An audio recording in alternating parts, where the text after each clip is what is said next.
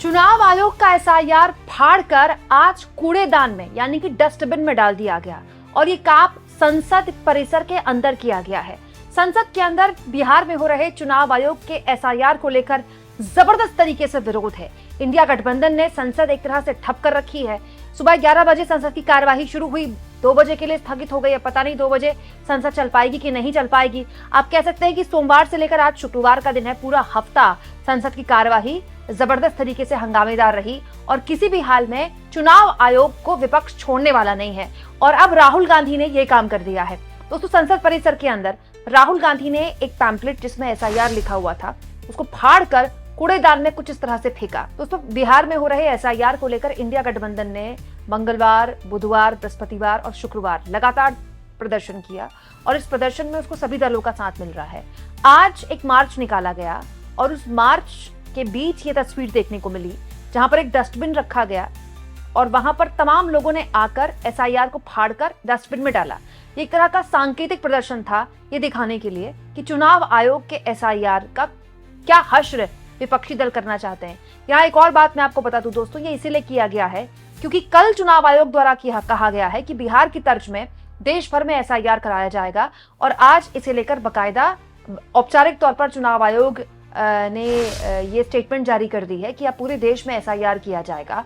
और एसआईआर जिस तरह से बिहार में किया जा रहा है उसे लेकर ही काफी गुस्सा है और इसीलिए विपक्ष ने कुछ इस तरह से कूड़ेदान को इकट्ठा करके यहाँ पर तमाम बड़े दल के नेता आए और उन्होंने एसआईआर लिखा हुआ पैम्पलेट फाड़ा और उसको कूड़ेदान में डाला। दोस्तों, ये केवल राहुल गांधी ने किया, कांग्रेस पार्टी के अध्यक्ष मल्लिकार्जुन खड़गे ने भी किया, प्रियंका गांधी ने भी किया, इसके अलावा दूसरे दल के नेताओं ने भी किया। इसके अलावा आज एक प्रदर्शन भी किया गया। मैं चाहती हूँ कि आप प्रदर्शन की तस्वीरें भी देखें। दोस्तों, ये जो आप तस्वीर देख रहे हैं ये जो संसद परिसर में गांधी प्रतिमा है, गांधी जी की प्रतिमा के पास विपक्ष के सांसदों ने संसद के मकर द्वार की ओर रवाना होने से पहले कुछ इस तरह से गांधी जी की प्रतिमा से वहां आशीर्वाद लेते हुए अपने इस मार्च की शुरुआत की। ये मार्च आगे कैसे बढ़ा और कैसे मोदी सरकार शेम शेम के नारे लगे ये मैं आगे आपको बताऊंगी, लेकिन पहले आप एक तस्वीर देखिए। अरे चोरी बंद करो, बंद करो, बंद करो, एसआईआर बंद करो, बंद करो, यार अरे चोरी बंद करो, बंद करो, बंद करो। इसके बाद दोस्तों यहीं पर कांग्रेस अध्यक्ष मल्लिकार्जुन खड़गे की अगुवाई में कुछ इस तरह से यहाँ पर विरोध प्रदर्शन किया गया। एसआईआर को लेकर आज चौथे दिन लगातार इंडिया गठबंधन ने एकता दिखाई और आप देखिए वहां पर प्रियंका गांधी मौजूद है, कांग्रेस पार्टी के तमाम सांसद मौजूद हैं और जो ये पूरा प्रदर्शन किया गया ये अध्यक्ष द्वारा किया गया, उनके नेतृत्व में किया गया।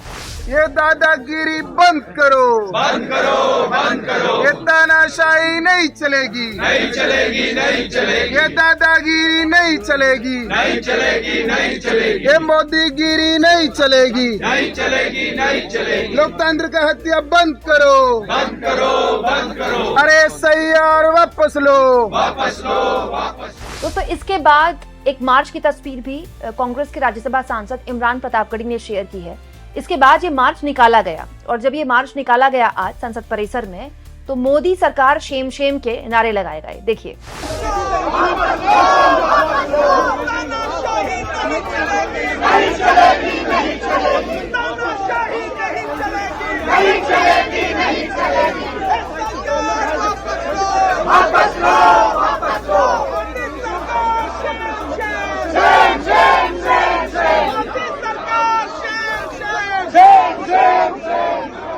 और इसके बाद दोस्तों जब ये मार्च वहां पर पहुंचा उस गेट पर जहां पर संसद परिसर में अंदर जाते हैं सांसद, तो वहीं पर बीच में डस्टबिन रखा गया और तमाम लोग वहां पर आए और उन्होंने सांकेतिक तौर पर एसआईआर को कुछ इस तरह से फाड़कर यहाँ पर इसे डस्टबिन में डाला।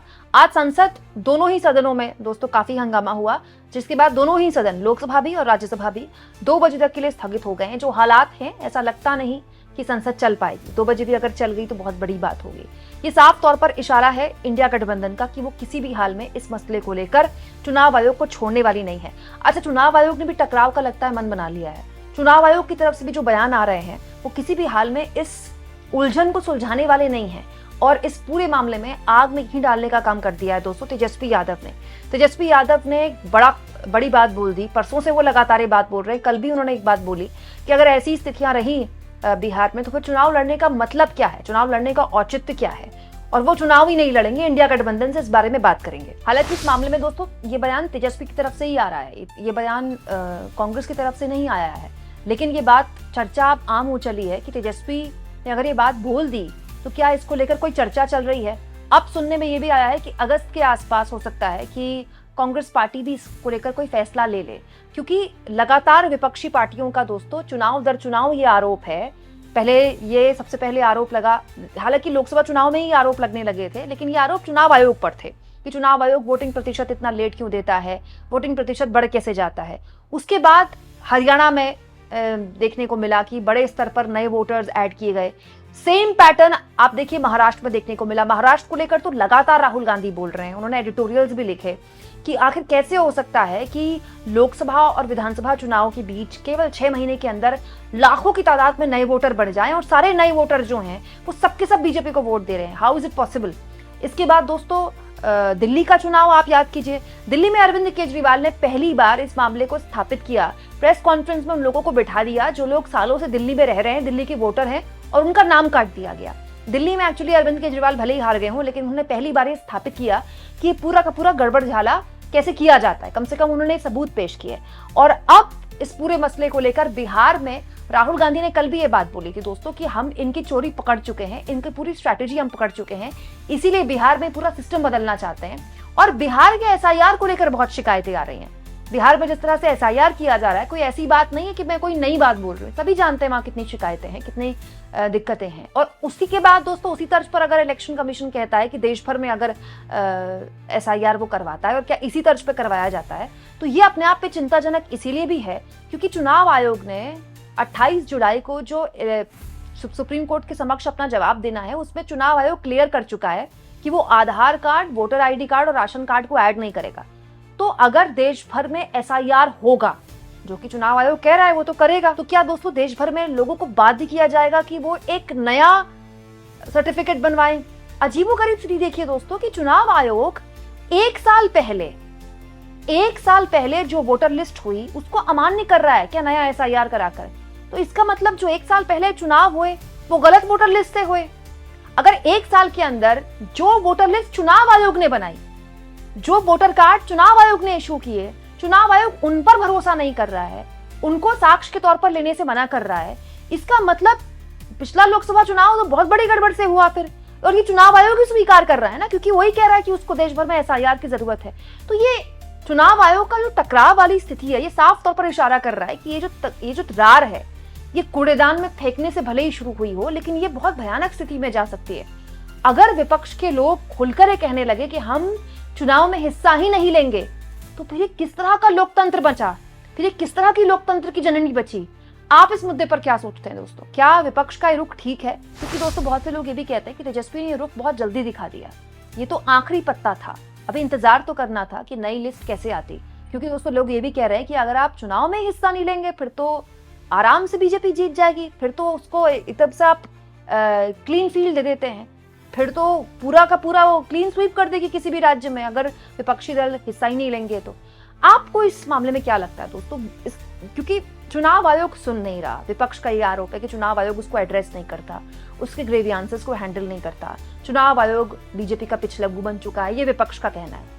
और अब विपक्ष संसद में भी इस मामले में हंगामा कर रहा है, संसद में बहस हो नहीं रही इस मामले में। तो फिर इसकी अंत क्या है, कहां जाकर रुकेगा ये मामला? और क्या विपक्ष का ये तरीका ठीक है कि आप चुनाव में हिस्सा ही नहीं लेंगे? कम से कम ये ऐलान तो किया, ये फैसला अभी नहीं लिया है, फिर भी आप इस ऐलान पर क्या सोचते हैं? कमेंट बॉक्स में जरूर लिखें दोस्तों, और जितना हो सके चैनल को शेयर भी करें, सब्सक्राइब भी करें, और थैंक्स और ज्वाइन दोस्तों, ये 2 ऑप्शन है जिसके जरिए अगर आप चाहें तो आर्थिक तौर पर भी चैनल की हाथ मजबूत कर सकते हैं।